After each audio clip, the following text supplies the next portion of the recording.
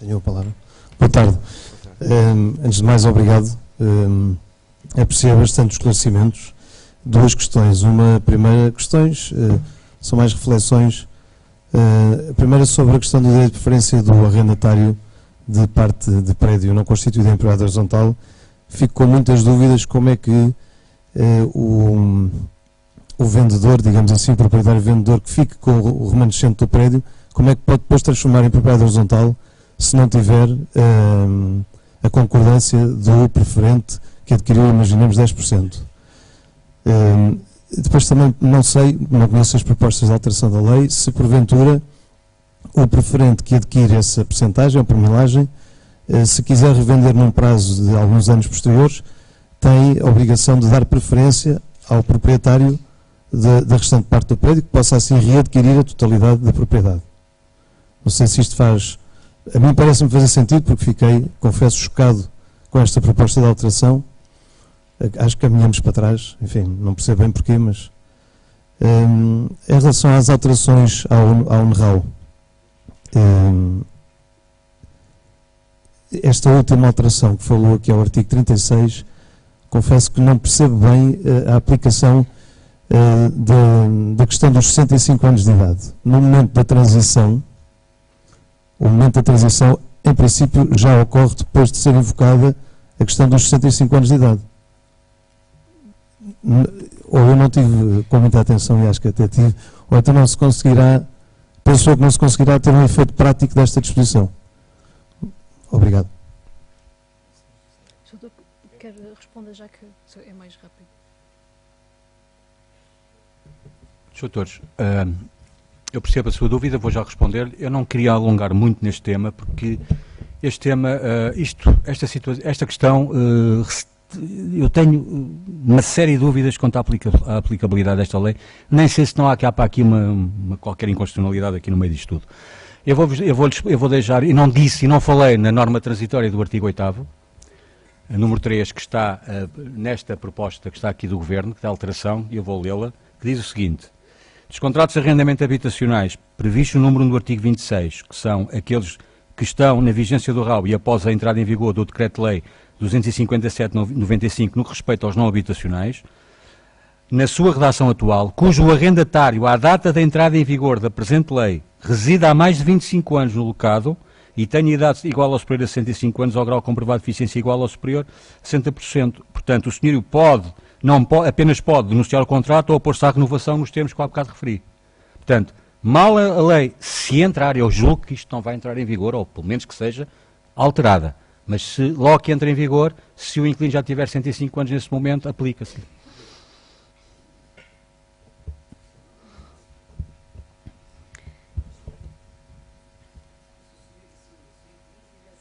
Não estou a ouvir, Sr. Doutor, peço desculpa.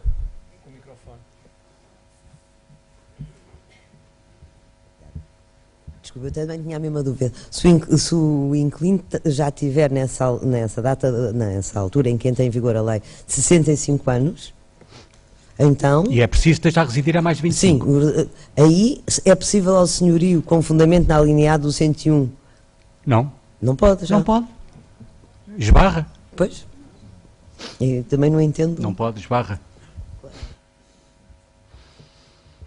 Então, quanto ao direito...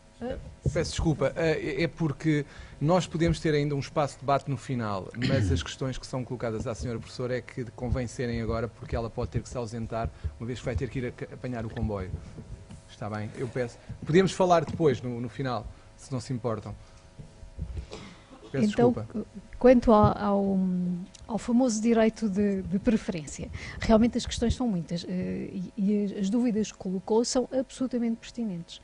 Porque a questão de saber se constitui ou não a propriedade horizontal é realmente uma questão muito, muito complexa. Aliás, ela caiu na última revisão, da semana passada.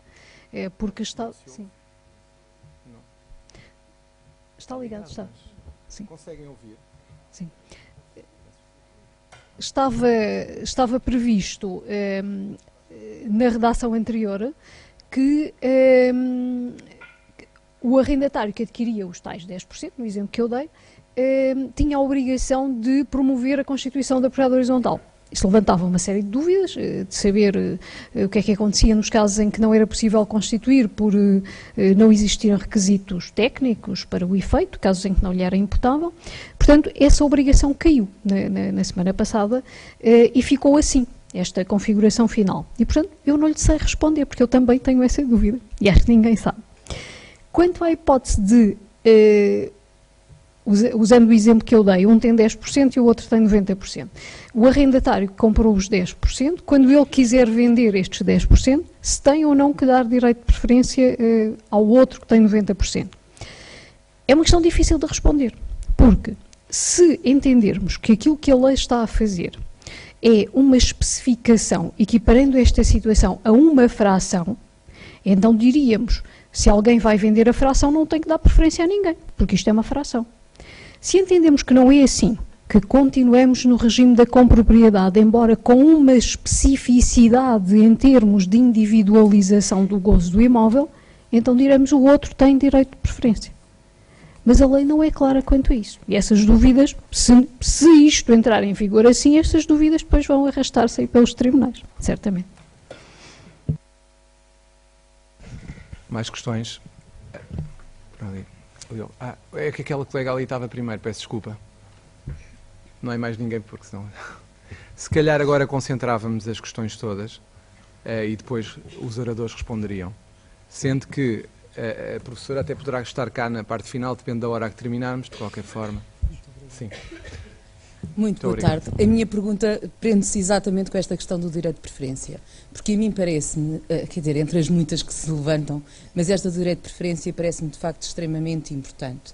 Porque parece-me a mim que inclusive se vai pôr em causa a venda de prédios em propriedade total. Porque repare, a partir do momento em que um arrendatário tem eventualmente direito a comprar a parte onde habita, que não é fração, obriga a que alguém esteja em copropriedade com ele. Ou então imagine-se um prédio que tem 10 apartamentos e que há 3 ou 4 inquilinos que decidem, de facto, exercer esse direito, esse suposto direito de preferência, a comprar a parte que habitam. Alguém vai comprar a restante, mas depois também perde o interesse, porque muitas vezes o que interessa é, de facto, comprar o prédio todo, porque, para além de que depois há uma outra questão, como é que se obras que o prédio precise, quem é que paga o quê? Há premilagens, não há premilagens porque não há propriedade, não há frações. Quem é que paga as contas das partes comuns? Eu acho que isto, inclusive, põe em causa o Instituto da Compra e Venda. Eu confesso que estou um bocadinho baralhada do que é que... E como é que vamos passar pelo regime da copropriedade? É uma especificidade, como a senhora professora disse, mas na verdade isto bate na copropriedade. E vamos esquecer o quê, como nos disse, tudo o que aprendemos em direitos reais e numa alteração legislativa mandamos às ortigas, desculpem uma expressão, anos e anos e anos. É que isto não se consegue compreender como é que estas alterações legislativas e que esta lei de 2006 tem tido alterações atrás de alterações e que nós andamos aqui sempre... Nós já não sabemos o que é que andamos a fazer no arrendamento. A verdade é esta, porque só para ter... Cada vez que vamos fazer uma carta, pegamos em não sei quantos decretos-leis para andarmos ali a tentar perceber se não fica nada de fora e se a cartinha que mandamos não tem ali alguma nulidade que possa ser invocada. Portanto, mas esta questão do direito da preferência, eu realmente não consigo compreender e eu acho que tem alguma coisa de inconstitucional aqui pelo meio. Muito obrigada.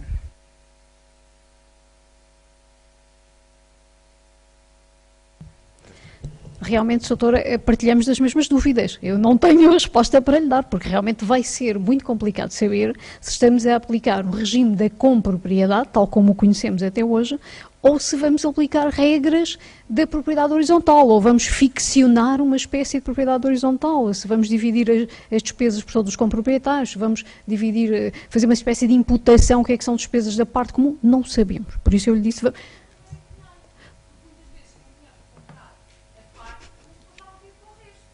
Pois, não sabemos. É uma incógnita, por isso lhe disse, isto vem pôr em causa toda a dogmática que nós conhecemos até agora em matéria de compropriedade.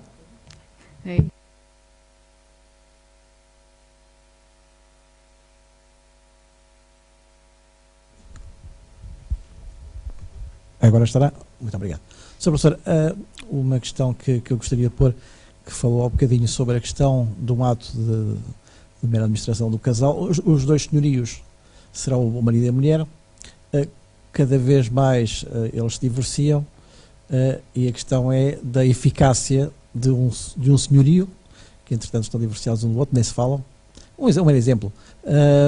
Se a carta de um tem efeitos, uma vez que o outro não quer a resolução do contrato, vamos estar num caso concreto, estou a dar um exemplo académico, não é? O que é que a professora pensa uma vez que são atos de mera administração, o que é que pensa uma vez que o RAU vai exatamente no sentido em que ambos os senhorios deviam comunicar?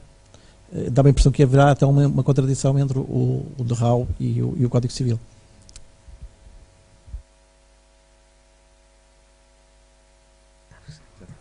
Sim. Não sei se a questão é só respeitante à matéria que eu referi ou também que o Sr. Marcos Batista referiu. Em termos, o que eu referi foi a constituição do contrato de arrendamento. 1682 há a necessidade de o arrendamento ser constituído, em termos de regularidade, da legitimidade de quem dá de arrendamento, ser constituído pelos dois ou por aquele que é o proprietário único. Se estivermos a falar de pessoas casadas em comunhão de adquiridos, necessariamente com o consentimento do cônjuge, que não é proprietário, mas o artigo 1682-A exige esse consentimento. Penso que a questão que o Sr. coloca é a de saber como é que eles exercem o direito extintivo, não é? Portanto, quando o senhor quiser exercer o direito extintivo, aqui esse direito é exercido em conjunto, é exercido pelos dois. Pode ser exercido por um como representante do outro. Se um estiver mandatado pelo outro, estiverem os dois de acordo, não há problema nenhum. O problema só se coloca quando eles não estão de acordo, não é? Quando um entende que o rendimento que recebe daquele arrendamento é importante para a vida familiar e o outro entende que não, pode prescindir disso. Portanto, naturalmente que têm de estar de acordo para exercer o direito extintivo. Essa é a questão. Sim. António, queres dizer alguma coisa? Não? Ok. Então, passamos à última questão. Boa tarde, e depois teremos o debate no final. O meu nome é Fernanda Pinheiro, só uma questão, Sr. Quando diz que na notificação que é feita... Sim. Quando diz que a notificação que é feita por agente de execução ou solicitador ou advogado tem que estar devidamente mandatado para poder fazer essa notificação, o que é que o Sr. Doutor quer dizer com isso? Quer dizer que tem que ter pelo menos uma procuração do requerente.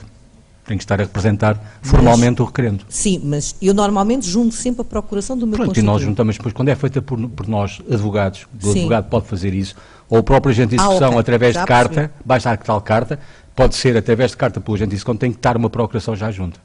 Porque a notificação, obviamente, que tem que ser sempre, a procuração tem que ir sempre, como é óbvio, doutora. Nos outros casos concretos, não era necessário tal mandato para esse efeito, agora passa a ser, obrigatoriamente. Eu peço desculpa, para não atrasar muitos trabalhos, eu peço a quem quer colocar questões, no final do segundo painel, guardem essas questões e coloquem-nas, nomeadamente as que o colega tinha querido colocar ao Dr. António Marcos Batista, para não atrasarmos muito os trabalhos. Portanto, faremos um pequeno intervalo de 10 minutos, até às 16h45 e, imposterivelmente, recomeçamos. Até já.